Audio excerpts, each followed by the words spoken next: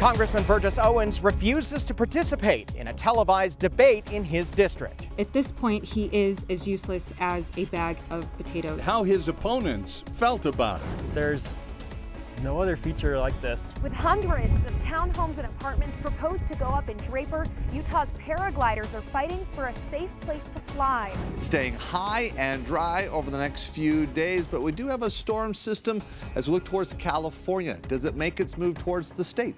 I'll let you know on the forecast. Well, it still gets backed up, so I don't know if it really helped. Fast food gridlock.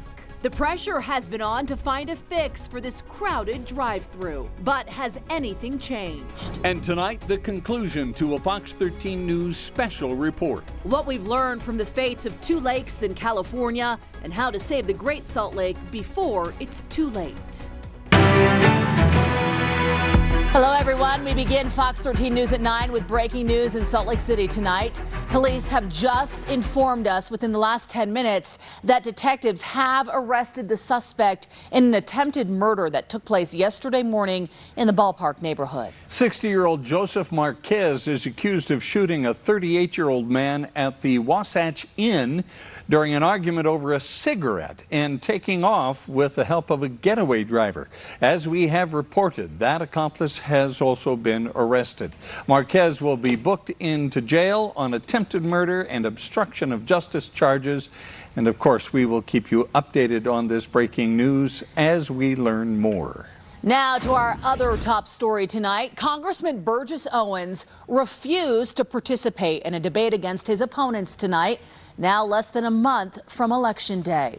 During tonight's debate, an empty podium marked where Congressman Owens would have stood had he decided to take part. Fox 13 News political reporter Ben Winslow explains why Owens bowed out and has a recap of tonight's debate. This was not entirely unexpected. The Utah Debate Commission says neither Congressman Owens nor his campaign would give them a firm commitment ahead of the event, so his opponents were left to debate without him. They made space, but Congressman Burgess Owens refused to show up for the 4th Congressional District debate. He objected to the Utah Debate Commission's choice of moderator, Salt Lake Tribune editor Lauren Gustus, explaining his decision in this video. The Utah Debate Commission has refused to remove Lauren Gustus, the executive editor for the Tribune, as a moderator for the 4th District's debate. Congressman Owens has a long-standing grudge against the Tribune over this political cartoon published last year. He says it depicts him as a racist. I will not, in good conscience, have anything to do with the racist Salt Lake Tribune, and will therefore not participate in this debate. I expect bias from such a liberal outlet, but racism is where I draw the line. I will also not be bullied into participating in a forum of unabashed bigots. The Utah Debate Commission says it's disappointed he chose not to participate and stands by its pick of moderator. One of his opponents tried to leave a sack of potatoes in his place on the TV set. At this point, he is as useless as a bag of potatoes, and I felt that he should be represented here today. He let down his constituents. They have the right to hear from their representative. Meanwhile, Democratic candidate Darlene McDonald and United Utah Party candidate January Walker carried on without him. They offered their views on topics like election security. Too many people, especially here in Utah, have been told that their vote does not matter. And every vote matters. And that caused people to actually stay home on Election Day or not even return that ballot. Every vote matters. Individuals in the Democratic Party have outright said, you know, you need to just deal with the voting systems that we have today, even though people have expressed concerns around them. There is nothing wrong with modernizing the way that we vote. And the drought. This is going to require representation that's going to work across everybody, partisan line, to come to the table to solve this problem. We have technology, there's proof of concepts around this, where we can implement water metering solutions to actually track and trace the water and where it's going. Now, Congressman Owens did invite Darlene McDonald to appear with him at a couple of town halls later this month. She questions if that will even happen. You can watch the entire debate at fox13now.com. At the University of Utah, Ben Winslow, Fox 13 News, Utah. The next event is the second congressional district debate at Southern Utah University in Cedar City. Incumbent Republican candidate Chris Stewart will debate Democratic candidate Nick Mitchell and Constitution Party candidate Casey Easley. Fox 13 News will stream the debate. The information is there on your screen. A stabbing in Salt Lake City's Pioneer Park today sent one man to a hospital and another to jail. Police were called to the park a little after noon, where they found the 65-year-old victim. Officers say his injuries are not life-threatening. They quickly found and arrested the suspect, identified as 49-year-old Nathaniel Woody. Police say it appears the two had fought before the stabbing, but it's unclear what about. ACT scores in Utah dropped this year. The average score went from a 20.6 to 19.9, but Utah does remain above the national average, which also dropped this year. Now, the good news, the number of students taking the test went up following a decline in testing at the beginning of the pandemic. Well, you've seen their bright canopies color the Draper skies. It is quite the sight. Oh, and now, beautiful. Utah's paragliders, they are fighting for a safe place to land. Fox 13 News reporter Jenna Bree shows us how a new development could threaten the safety of these flyers. All over the world, all over the country, people come here to experience this amazing air. Chris Santacroce has been a full-time professional competitive paraglider for 30 years. And what you see is nothing but clear air out in front of this hill. No terrain, no buildings, no nothing. Even a couple hundred feet down the hill, there's still nothing. The founder of Project Airtime, a nonprofit that helps people with disabilities fly, he says a new development that's coming to Draper right below the Southside Flight Park could put flyers in danger, disrupting the historically smooth air in the landing zone, training hill, and flying areas. This could be the end of the fun and safe Southside that we know. The new 1,000-acre community is being developed by GWC Capital. The plan is for 100 townhomes and 300 apartments. The townhomes anywhere from 2 to 3 stories, and the apartments 2 to 4 stories. If there are 4-story houses in front of the state park, then the state park ceases to exist as it has in the past. And so the magic ceases to happen. Heather Maslowski says there are currently no rules in place that would restrict the height of the builds or require the builders to ensure flyers' safety. Large buildings create turbulence behind them, and you can't see turbulence, but it affects a canopy in such a way that it could cause it to fall out of the sky. The local paraglider created a petition last year to ask for the governor's oversight on the project. Southside is a state park. Since then, Maslowski has gathered more than 7,000 signatures. The danger of it is a bit analogous to plunking a boulder in the middle of a ski run, right? It's you can survive, you can go around it, but is it smart? Is it, safe? No. Flyers fighting to preserve the unique, world-renowned flight park. There's no other feature like this. We're next to a metropolitan area in the country, and I've traveled all over the world, and I've never seen another place like this. In Draper, Jenna Bree, Fox 13 News, Utah. Last year, when the plans were first announced, GWC Capital told Fox 13 News they were working with the flight community to find a solution and made some significant changes to site plans to accommodate wind flows. It does get windy up there. Perfect conditions, of course, for paragliders. Yeah. But today, I tell you, it was still as can be, blue skies, great temperatures, Brick. It really is. We've continued on this nice weather once again, another day. And we're going to add on a few more, of course, enjoying as we get up and above. The view's spectacular once again as we're sharing a photo coming in on our Facebook page. This is up at East Canyon. I don't know if he had a drone there, but a great shot there. Not too many boats on the reservoir. Yeah, water temperature is quite a bit cool. Maybe you're doing some fishing, but you're probably not doing any water skiing, at least as we look this afternoon. Let's take a look at your high temperatures, though, throughout the state, where mild conditions persisting here throughout the state. Low to mid 70s here along the Wasatch Front up through Cache Valley, central Utah in that similar range. Low to mid 60s there as we go from Delta, Milford down through Cedar City. Upper 80s for your high officially in St. George, where we take a look at your current temperatures here across northern Utah. We've got 50s, Logan over towards Ogden, 61 right now in Salt Lake City, low 50s in Vernal, central Utah. We also have temperatures in the 50s at this hour, and it will be a cool night, similar to last night, but still temperatures above average. We take a look at satellite radar. No activity, hardly any clouds around. So your forecast tonight then, we're going to keep it clear. Overnight lows in the 50s. There's your almanac. We should be in the 60s. We're in the 70s. How long do we stay there? I'll let you know coming up. See you soon, Breck. Thanks. More than 6 months after we reported on horrible traffic jams at the Chick-fil-A and Sugar House, tonight it is still a big problem. What is being done about it, if anything? Fox 13 News is getting answers. Plus, RSV is on the rise here in Utah. What doctors say you can do to protect your family from the virus. And searching for solutions to save the Great Salt Lake. Fox 13 News anchor Max Roth has the final part in his series of special reports with what steps can be taken now to protect the lake for generations to come.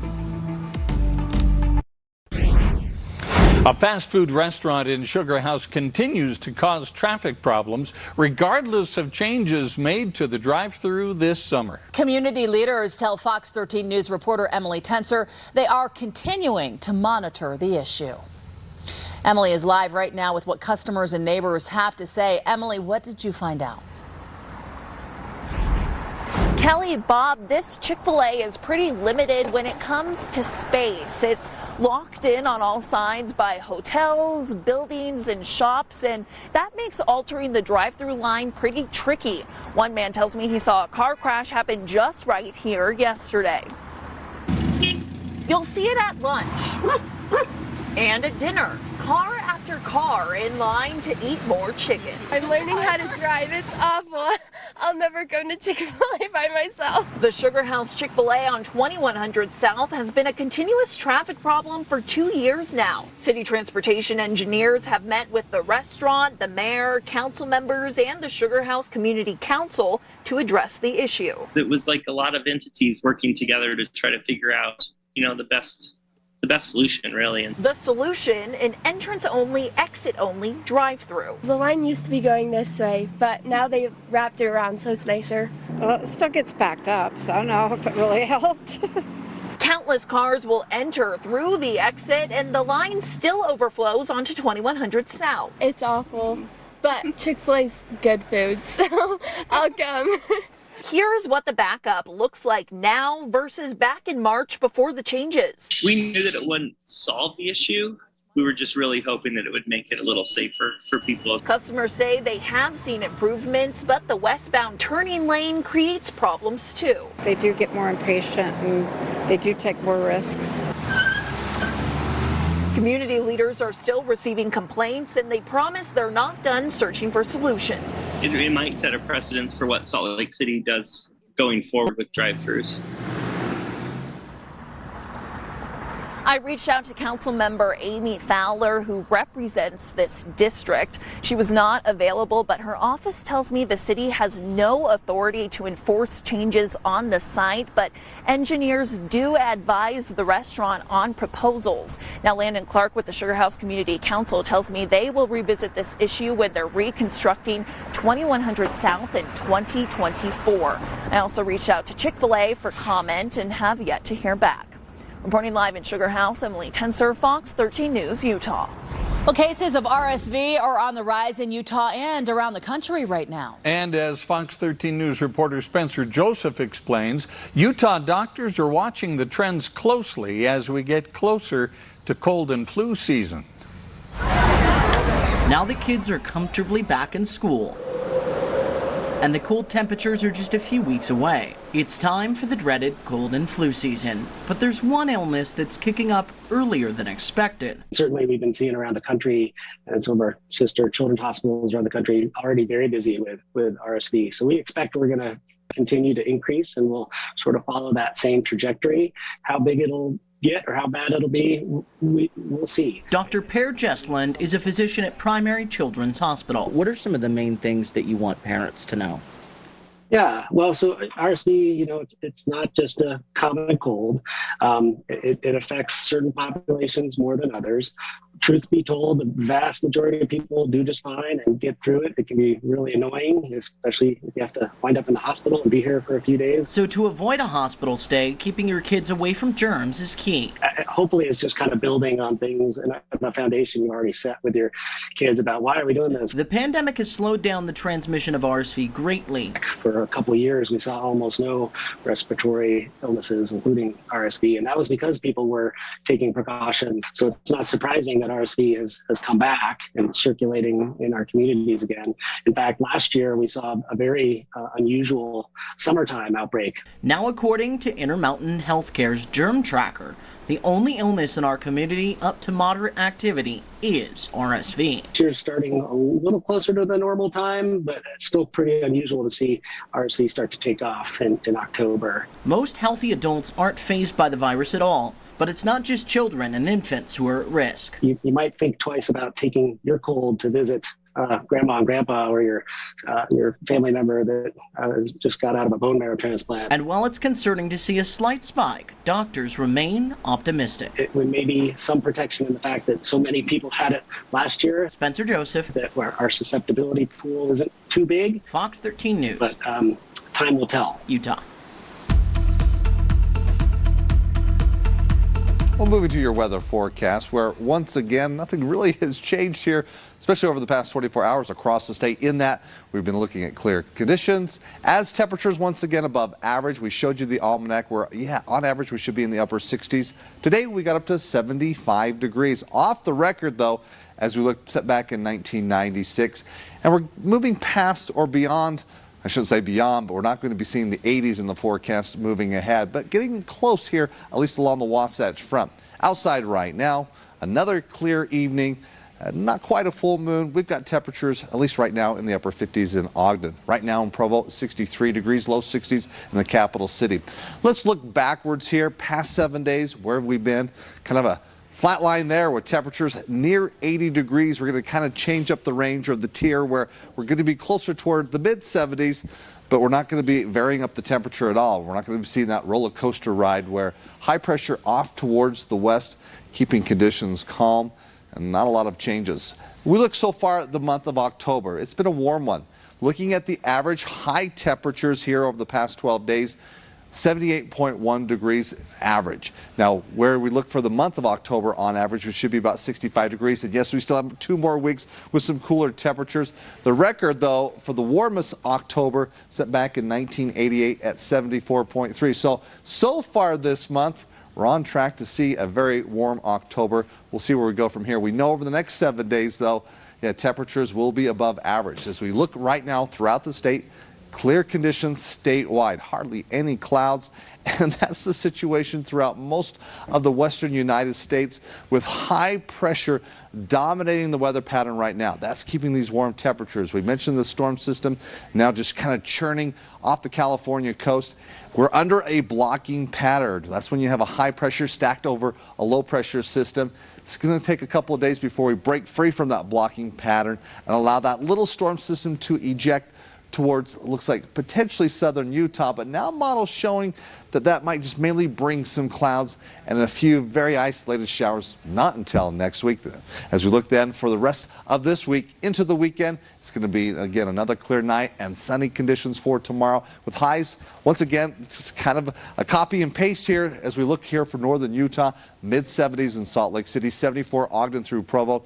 In that similar range, maybe a little bit warmer through central Utah, as temperatures will be near 80 degrees in Moab, 86 in St. George. Now we'll warm things up just a little bit for St. George, where by Friday we're at 88 degrees. Still warm throughout the weekend. Sunday, as that little system, again, Southern California moving towards the state, it brings some clouds again for southern Utah and allowing temperatures to cool off just a little bit. Slight chance of rain on Monday. We're talking a 10 to a 20% chance, so it wouldn't change any plans.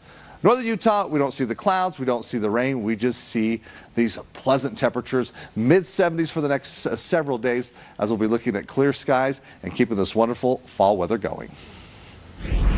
The longer I waited, the worse it got. Relegated to crutches just to get around. A former Logan High School football player is now speaking out after he says concerns over a back injury he sustained back in February weren't heard by his head coach or others.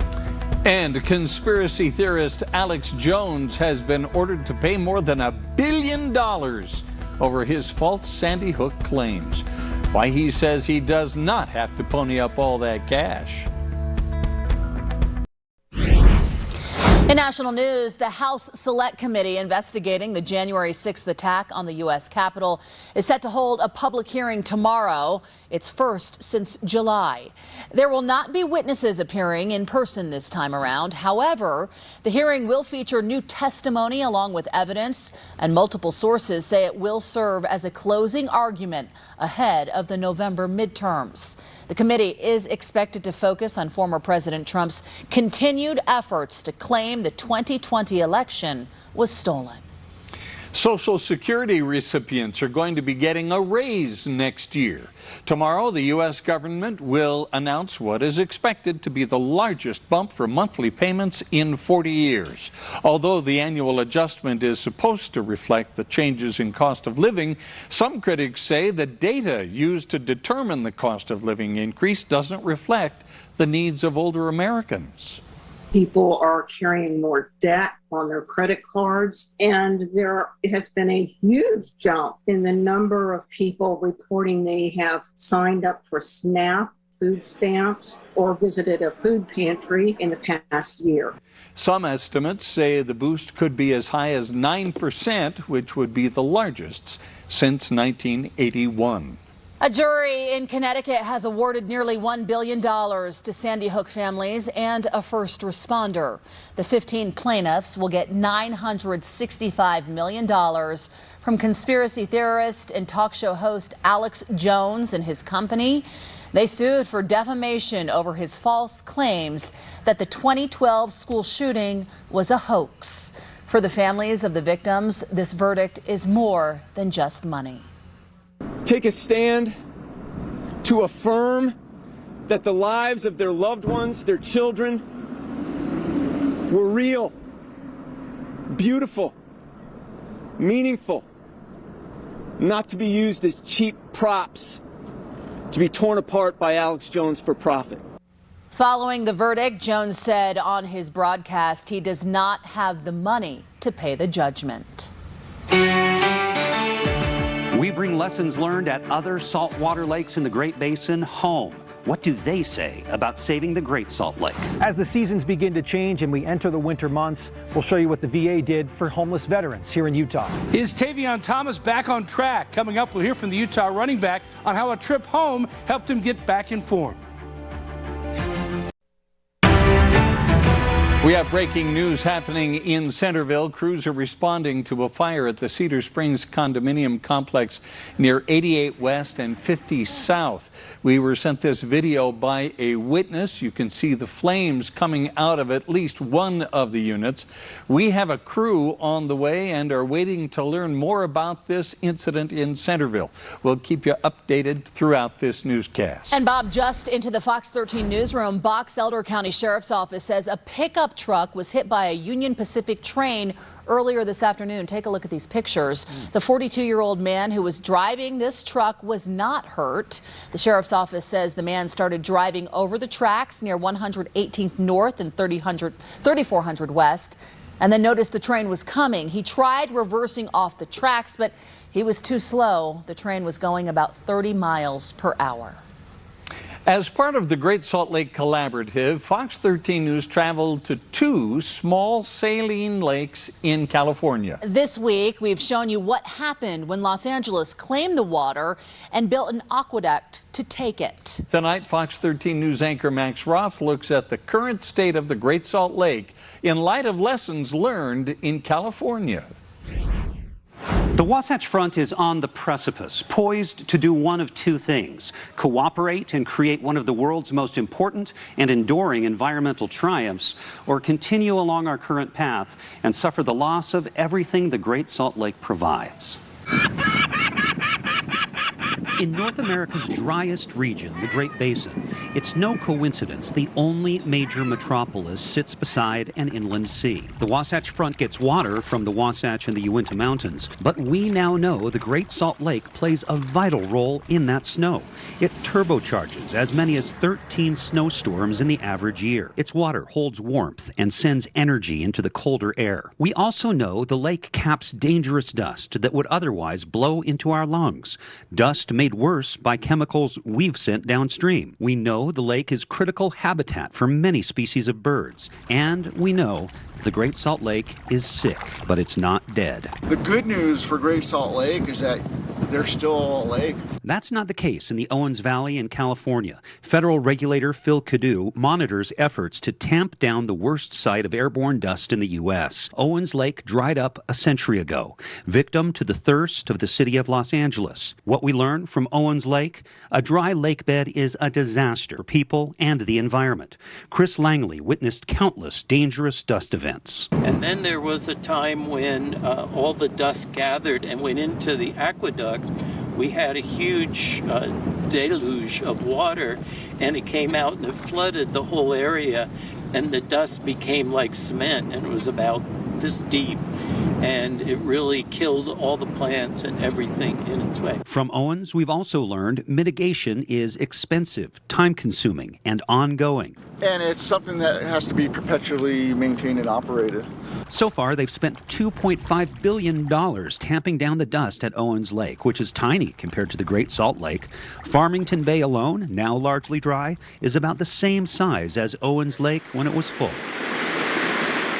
Drive north from Owens to Mono Lake, and we see a much better scenario.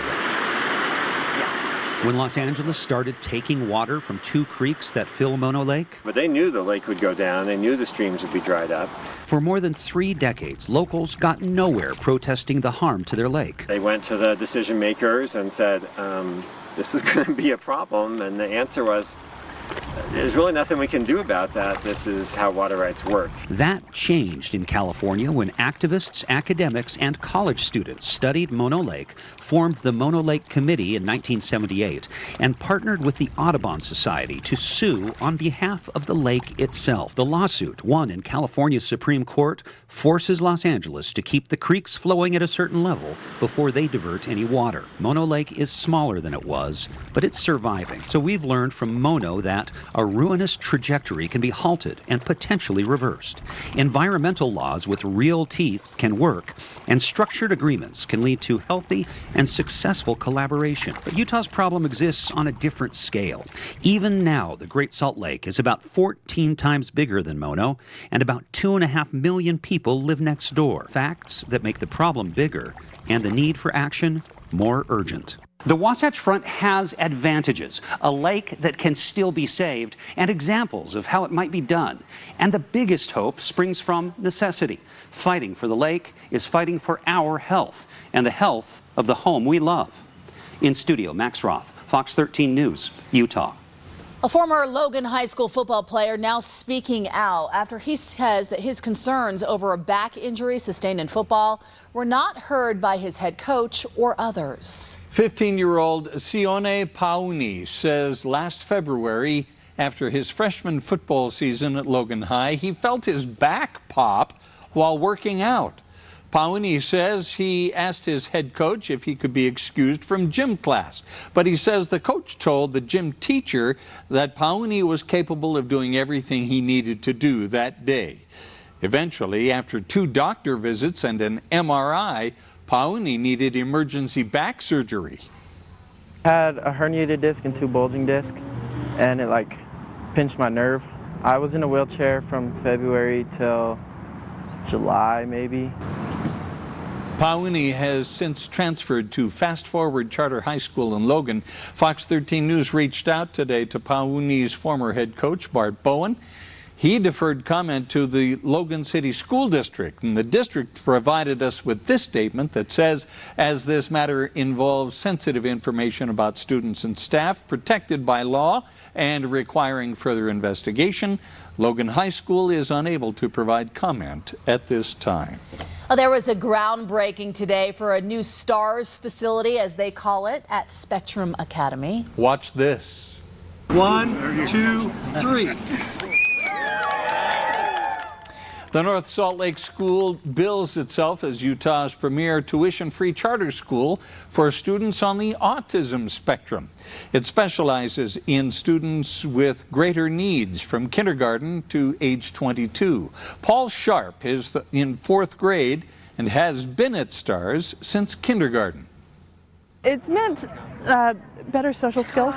His communication has been really wonderful. It's really grown. He barely spoke in kindergarten, and now he just talks and talks and talks.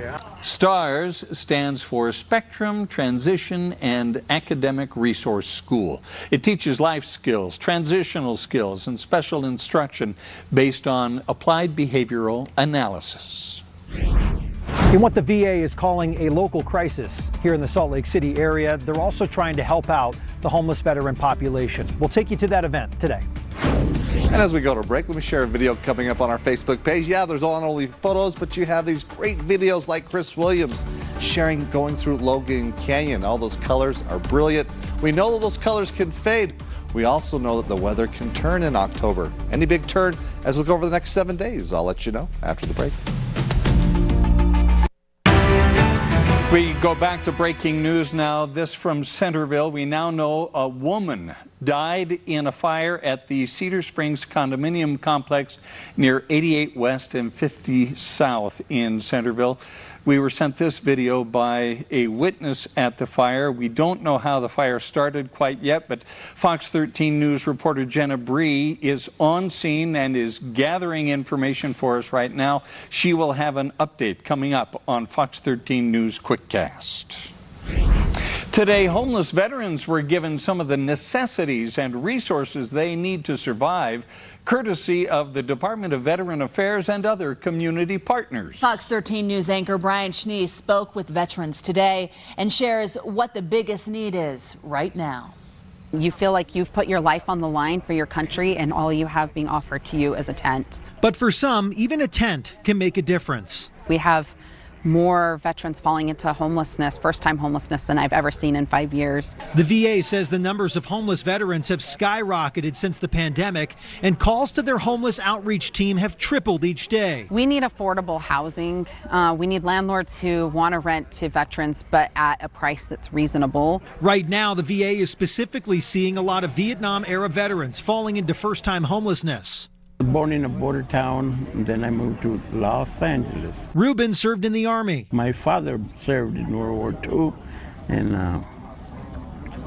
my uncle's in Korea, so I just said if I gotta go, I have to go. I'm gonna go. He deployed to Vietnam and Germany and eventually ended up in Utah. It just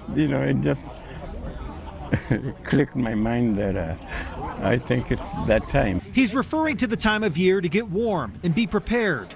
And while he's never been without a place to sleep, Ruben is in temporary housing. I wish I had a truck so I could go around picking up vets and come, so if they needed things too and they didn't know about it, or they just didn't want to, take the journey. Same goes for Darren, who's also in temporary housing and came by to pick up a few items and look for employment opportunities. There's a lot of pride.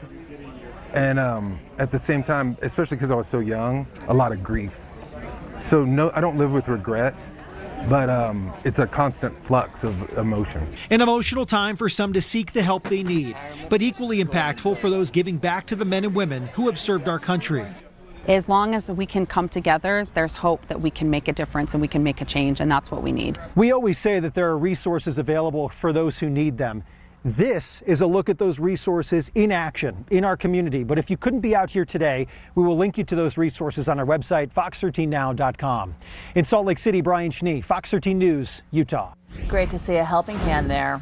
Still ahead, a generous donor provides free school lunch to every student at one local elementary school. It's a Positively Utah story you don't want to miss. Coming up in sports, Jazz head coach Will Hardy will tell us why the preseason games are so important to this Jazz team.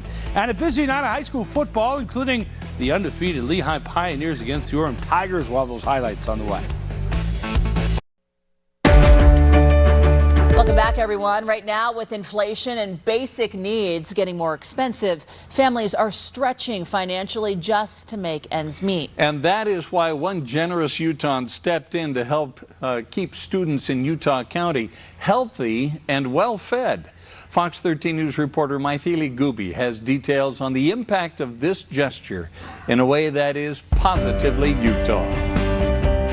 Relief knowing that we didn't have to pay for it for our daughter anymore. Casey and Spencer Smewin have a first grader at Manila Elementary. So we just got an email a couple weeks ago saying that a generous donor had offered to cover all the kids' school lunches for the rest of the year. A person who wants to remain anonymous donated nearly $100,000 to cover breakfast and lunch for about 560 students. After the pandemic, for the last 2 years, children have been able to receive free breakfast and lunch, and they wanted to continue that. They didn't want the children or families to have to worry about paying for that. In an email to families, the donor shared a letter saying in part, quote, "Our hope is that children at Manila can focus all of their efforts on growing physically, socially, and mentally instead of worrying about food." Very heartwarming, the generosity of an anonymous donor in the area that was willing to do that for all of the families at the school. Yeah, that's huge for parents that are trying to provide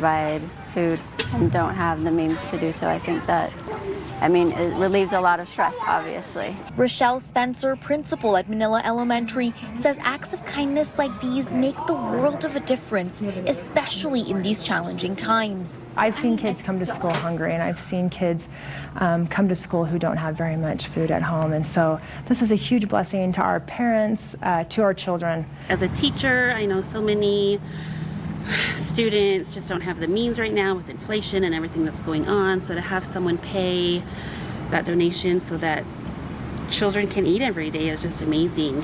And then as a mom, just knowing that someone would care about our little ones. The Smewins say gestures like these go beyond the cafeteria. It restores faith in humanity that these kinds of things happen. Yeah. With a message for this gracious donor.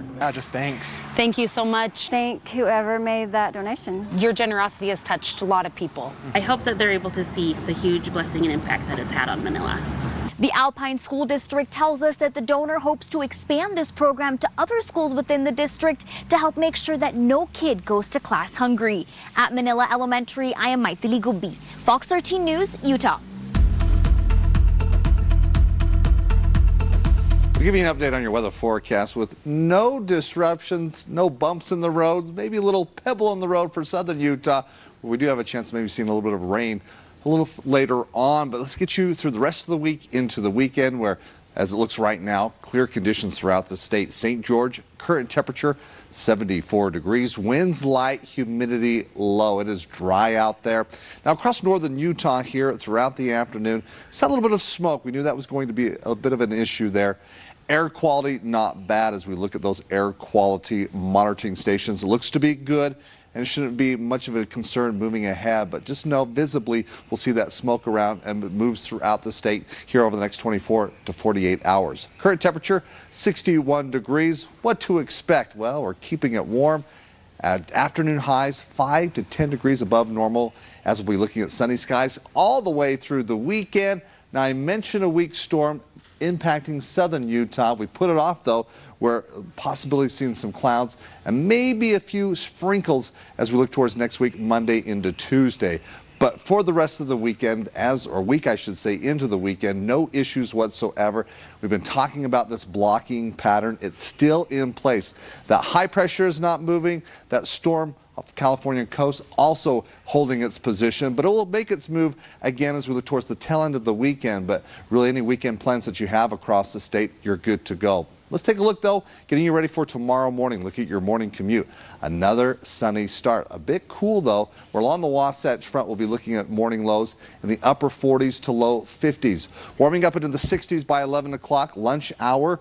Starting to get back into the 70s, where on average we still should be in the upper 60s for your average high. So we'll be above average moving through tomorrow. Clear conditions, a lot of sunshine. Any plans that you have Throughout the morning, you're going to need a light jacket.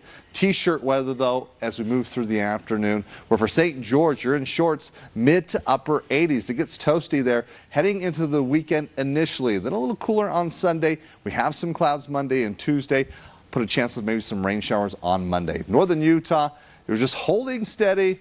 Mid to upper 70s all the way through the weekend. We were avoiding the 80s, but we're not close to average as we don't see any rain in the forecast here over the next 7 days. After losing to the Spurs last night, the Jazz are back at work today, getting ready for their final preseason game on Friday at home against the Mavericks. These games are important for the Jazz.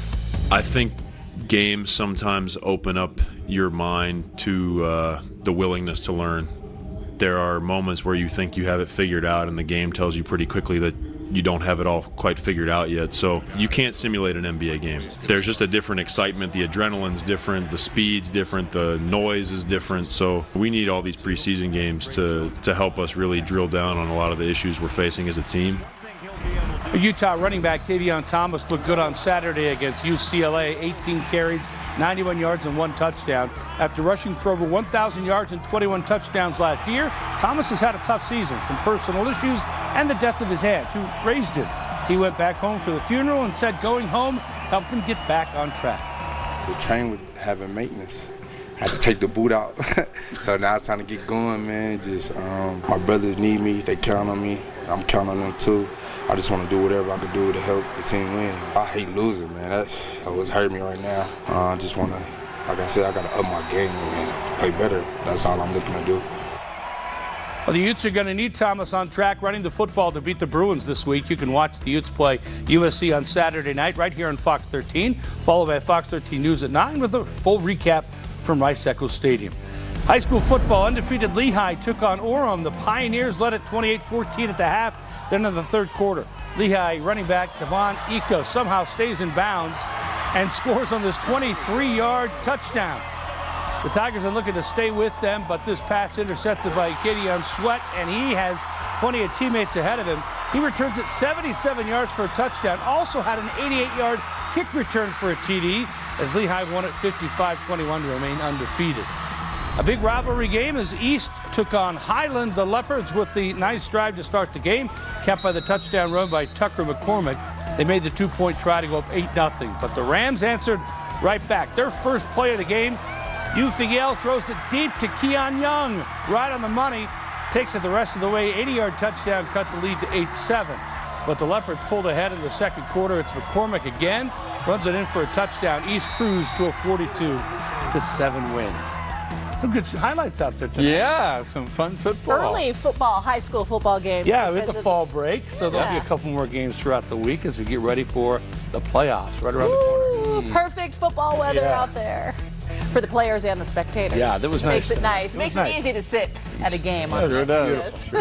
Thanks, Jeff. We'll be right back. Thanks for watching Fox 13 News at 9. Hope you can stick around. Quickcast is next.